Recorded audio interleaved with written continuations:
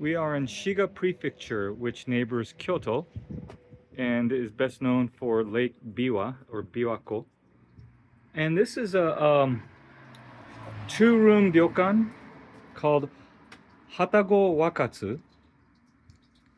And it's in the Omihachiman district in Shiga Prefecture near Lake Biwa. The city was known as a quite wealthy merchant town, being at the center of, let me close this, at the center of trade between the Sea of Japan and the capital of Kyoto, as well as between Tokyo and Kyoto, Edo, that was called at the time. And they dug canals for transporting goods, things like that. And so it was prosperous at one time. And it's well-preserved historical district even today. It's very uncrowded relative to Kyoto. It's something worth seeing. A lot of beautifully maintained and restored houses. And so Hatako Wakatsu accepts 2 groups of guests a day. There's 2 rooms. That's another entrance. So there's a pretty garden. And so, as I mentioned, there's a really nice canal that it fronts. One of several in Omihachiman. So we'll take a look at that. So this is actually the Hatago Wakatsu property itself, but later in the evening they'll close this for security reasons. But you can see this is the canal. It's like the Venice of Shiga. You can see.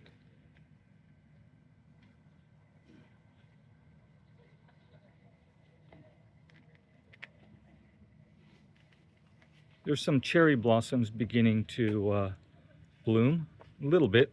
It's a little early still. You can see that it's very pretty. Kind of reminds me of Kurashiki in Okayama Prefecture. Actually, there's plum blossoms here.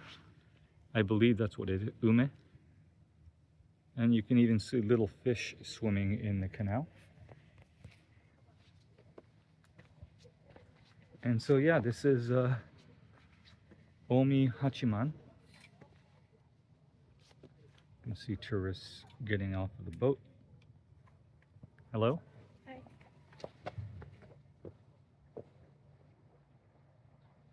So it's a quaint little town. So we'll go back up to Hatago Wakatsu.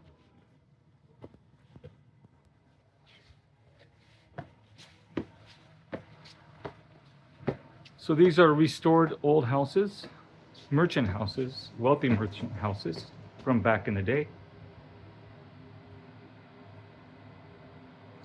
So there's 2 distinctly different type of rooms in 2 buildings, which I'll get to in a second.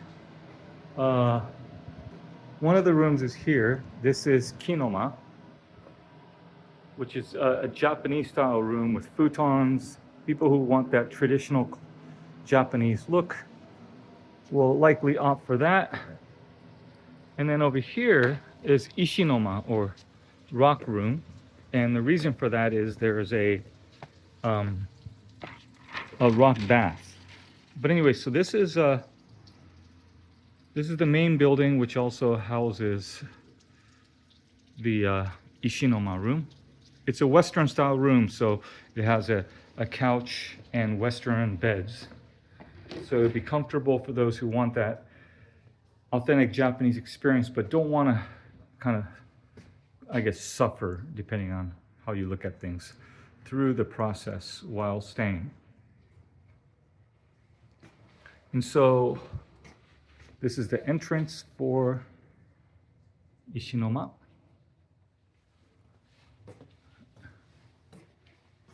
This is the reception area. And then they even have a cafe. It just has coffee and tea and some little small Japanese light bites. So